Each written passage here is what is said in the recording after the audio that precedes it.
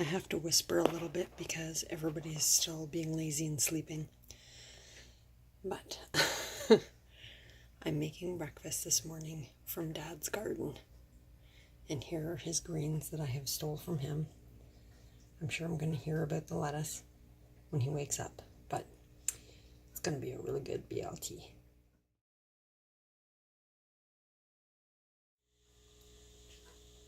And this is why you should wake up on Sunday morning, so you can have a BLT with Mom. Sorry to my poor family members. Trying to pick up my big old top, who didn't bother to wake up. You missed the boat.